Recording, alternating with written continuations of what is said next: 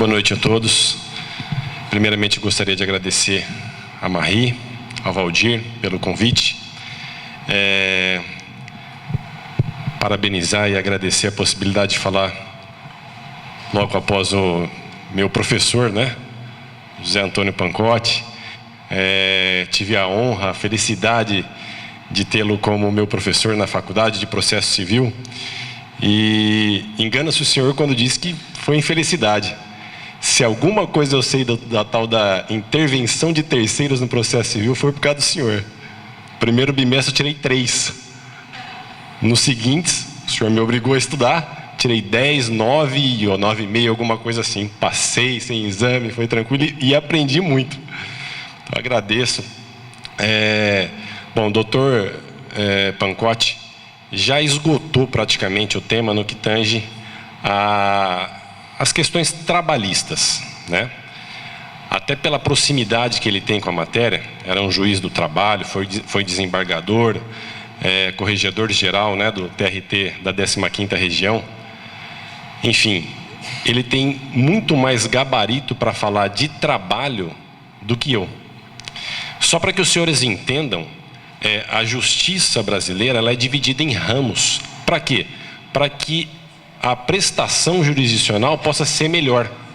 E a justiça do trabalho, ela se encarrega de trabalhar essas questões relacionadas à relação de emprego. Eu sou promotor de justiça e trabalho junto ao ramo da justiça, que é o estadual. A justiça estadual, ela é uma justiça residual. Quando as especializadas não tratam da matéria, ela acaba caindo na residual. E é assim também na questão da esfera da infância e da juventude. Os senhores podem ficar se perguntando, mas poxa vida, se a gente está tratando aqui de trabalho infantil, por que não o juiz do trabalho está aqui? Por que o promotor vem falar de infância, né? Todo mundo tem aquela visão do promotor que é o sujeito que acusa, né? Aquele sujeito do júri, aquele sujeito do filme norte-americano que fica brigando, fica apanhando de advogado, né? Enfim, só que no Brasil, o Ministério Público, que é a instituição a qual pertenço, ele também é dividido em ramos. Nós temos lá o Ministério Público da União e os Ministérios Públicos Estaduais. O Ministério Público da União tem o ramo que atua junto à Justiça do Trabalho, e são os procuradores do trabalho. E temos aí os promotores de justiça que compõem o Ministério Público Estadual e atua junto à Justiça Estadual nas competências residuais, tá? E por que o promotor de justiça atua na esfera da infância e da juventude? Hoje o promotor, o Ministério Público, ele tem muitas outras atribuições, além daquelas atribuições criminais, de processar o que comete o crime, de acusar. Ele também acusa aqueles adolescentes que cometem os atos infracionais. Os atos infracionais nada mais são do que os crimes para o adulto. Só que para os adolescentes e crianças ele tem um outro nome. O que acontece? Sempre que houver uma violação ao interesse de uma criança, de um adolescente, o nosso Estado, o nosso legislador entendeu que existe um interesse que deve ser olhado também por um órgão estatal que vai zelar para que aquele direito, aquele interesse seja observado, seja em juízo, seja fora dele. E o promotor de justiça, ele é o órgão estatal que tem essa atribuição, que tem essa competência. Então, no caso do trabalho infantil, o juiz do trabalho, ele tem por essência se manter distante dos fatos. Ele não pode ir atrás do que está acontecendo. Por quê? Ele tem que decidir, em última instância, a questão. Se ele se aproxima, se ele fiscaliza, se ele provoca, se ele cobra, o que acontece? Ele se aproxima demais da situação e depois ele vai perder a isenção de escutar a outra parte e fala assim, bom, agora eu escutei uma parte, escutei a outra, vou decidir de forma isenta, tranquila. Então ele não pode se aproximar dos fatos. Quem vai se aproximar? O Estado brasileiro ele adotou uma concepção de Ministério Público que fez com que o promotor vá até o fato, o promotor apure esse fato, formule uma convicção e depois, se for o caso, leve ao juiz. Fala, olha, a situação aqui é essa e eu acho que o correto deve ser isso aqui. Como esse último vídeo nos mostrou. A procuradora do trabalho entendeu que deveria ser de uma forma. Como havia um impedimento legal, ela teve que fazer o quê? Bom, vamos nos socorrer do judiciário.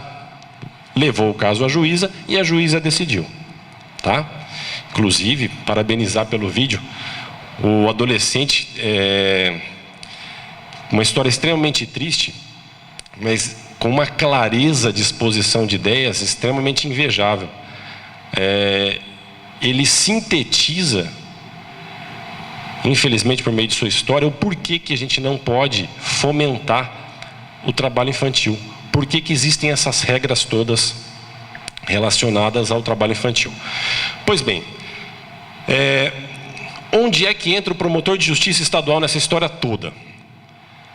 A CLT, nos artigos 405 e 406, diz que, em determinadas circunstâncias, o juiz de menores poderá autorizar o adolescente a trabalhar.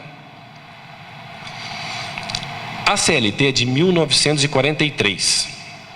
Quando ela colocou lá a expressão juiz de menores, ela vislumbrava o juiz estadual.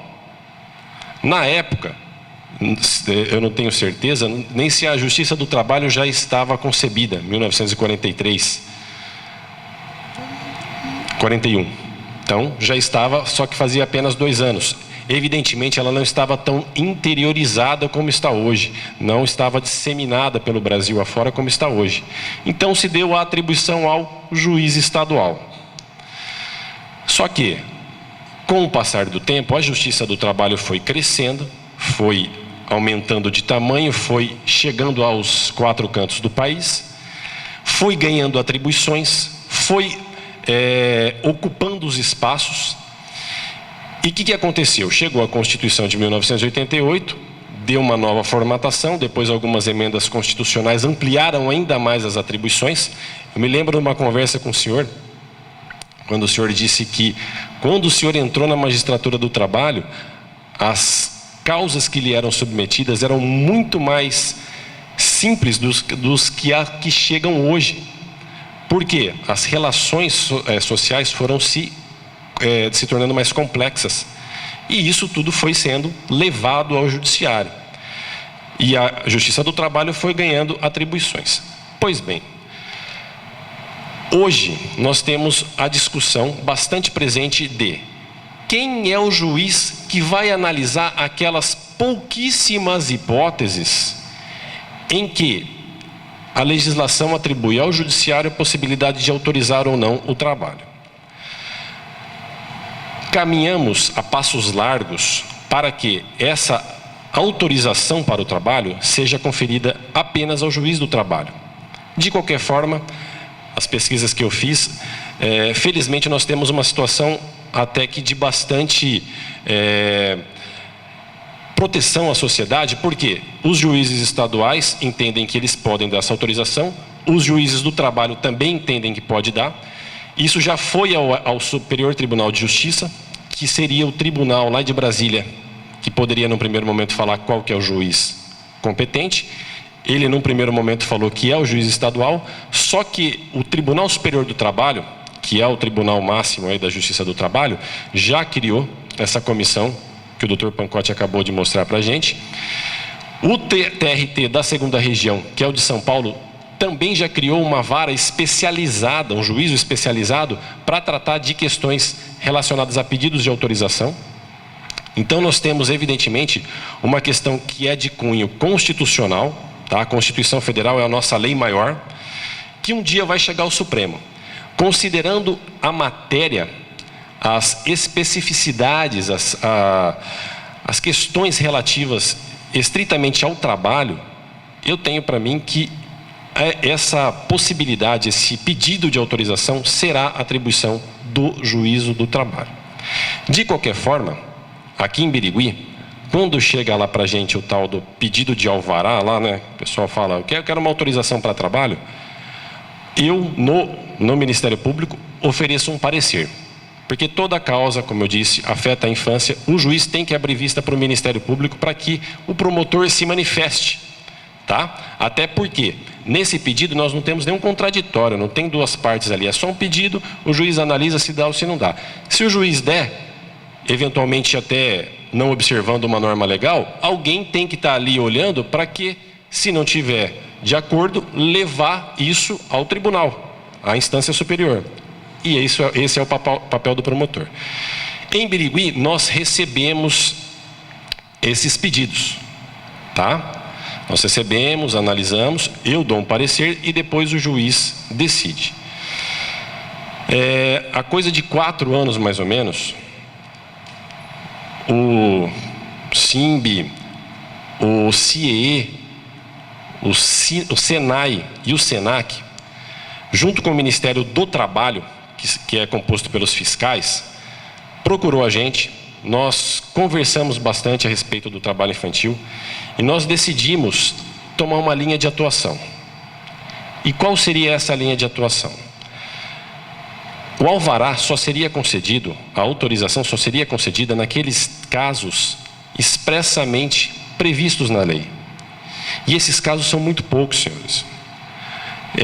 Trabalhar na praça, na rua, em logradouros públicos, enfim, trabalhos externos. Não adianta, por exemplo, o empresário.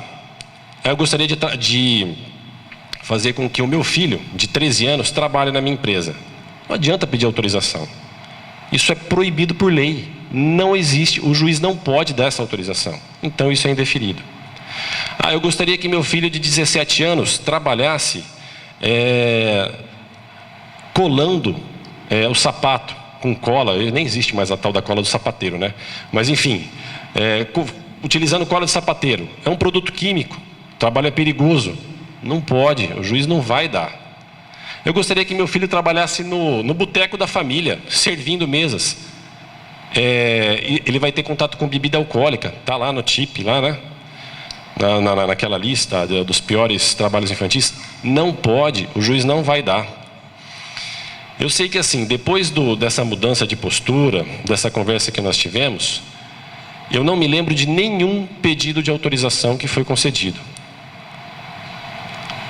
Hoje nós temos também um órgão que ele cuida da parte administrativa dos ministérios públicos.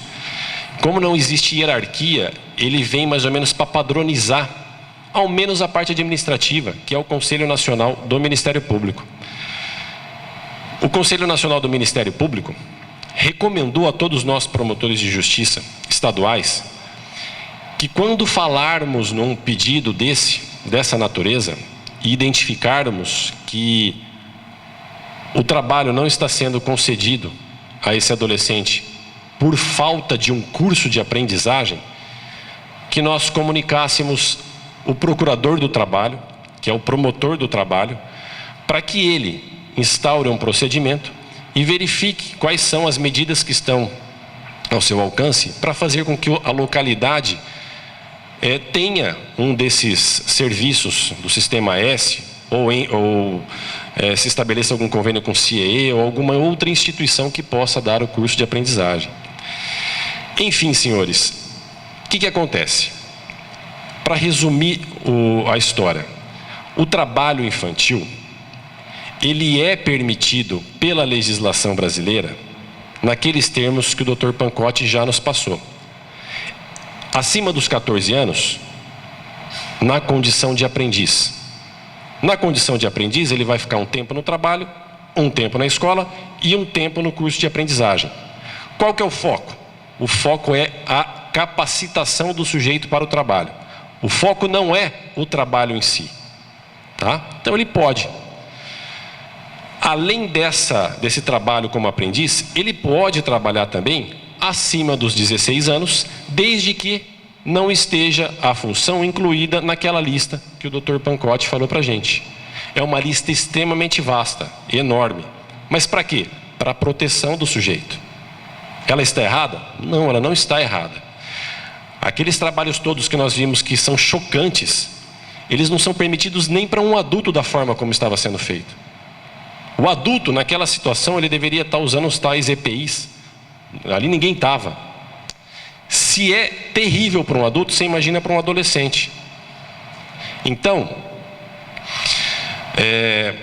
para concluir, nós, ali no Ministério Público Estadual, eu falo nós, porque assim, o juiz com quem eu trabalho, nós já trabalhamos juntos há 7 anos, e a linha de atuação é mais ou menos a mesma, tá? Aqui em Birigui, não é concedida autorização fora daqueles casos estritamente legais.